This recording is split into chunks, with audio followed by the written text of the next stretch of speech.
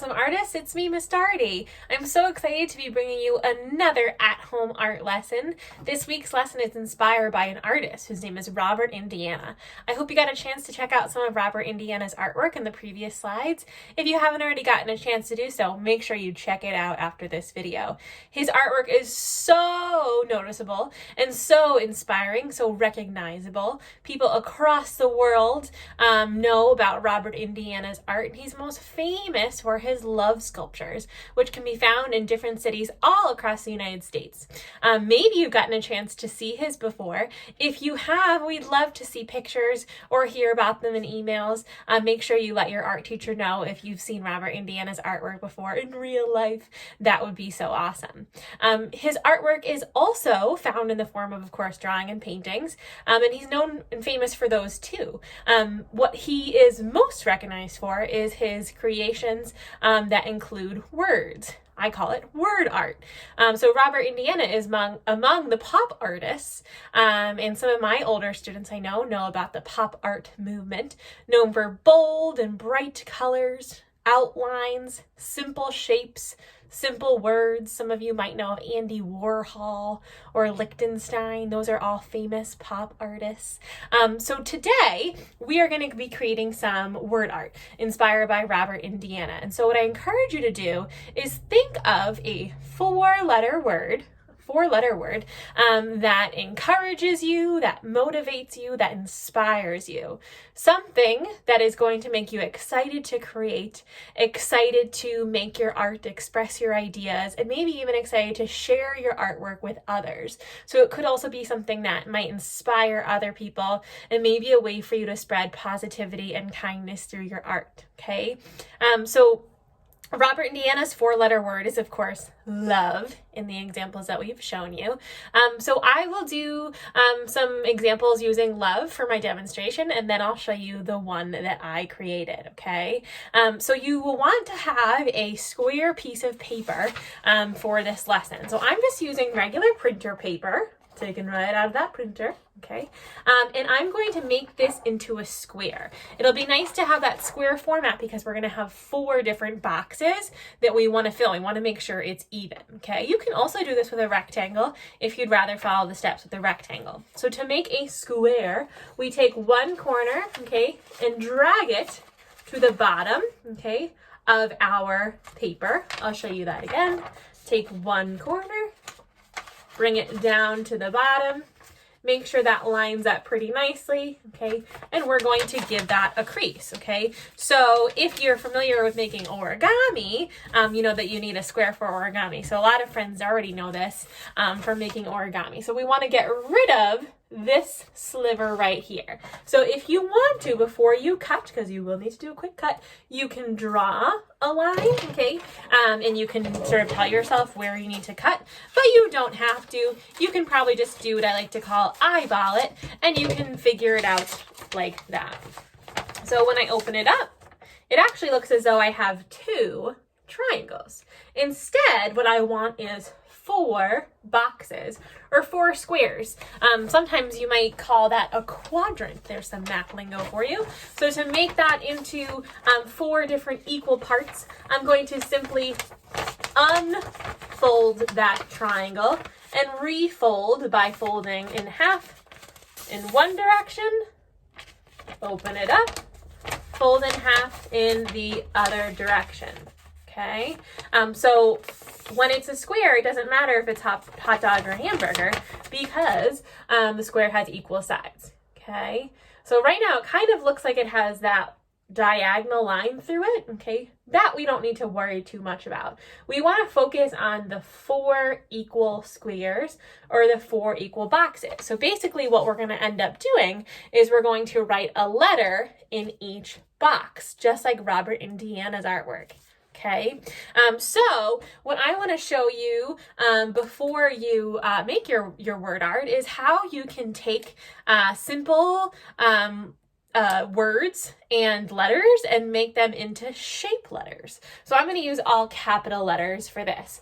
I'll do Robert Indiana's letters in his love sculpture. So I have an L, an O, V, and E. What I want you to realize, though, is that this O in his love sculptures is actually usually tilted diagonally, and you can definitely do that when you do yours. I'm just trying to keep it all the same for this part, okay? So when you want to make your letters into shape letters, okay, I always encourage you to use pencil either way. There's a couple of ways that you can do this. If a letter is super easy, okay, like an L, all you have to do is add to that original shape. I'm going to add using the red, okay? A letter like O is also pretty easy because you can just add a center shape, okay? Pretty easy. A letter like E is a little bit more complicated, and so is V, okay? Simply because it has a little extra stuff going on. So for the V, what I would do is I would make 2 lines at the top, and then maybe make a bigger V underneath it, okay? And then you're the artist. You can decide if you want that to be pointed like that. Sometimes I like to make them flat at the bottom, okay? For the E, I'm going to do a totally different way of doing this. And what I'm going to do with the E is I'm going to create almost like a road around the E that runs parallel, that means not crossing, runs parallel to the letter I have, okay? So I'm basically outlining this letter, going all around it, but never crossing the original letter, okay? If you choose to go this direction or this route, you're going to want to have an eraser handy, and you're going to want to erase, okay, the inside letter to get rid of that, okay? So watch as I do that. I'm going to erase the inside part of the E, okay? And you can practice this if you want to practice it beforehand, okay? The other thing I wanted to show you, in addition to making these shape letters, is if you have any interest in making them 3-dimensional.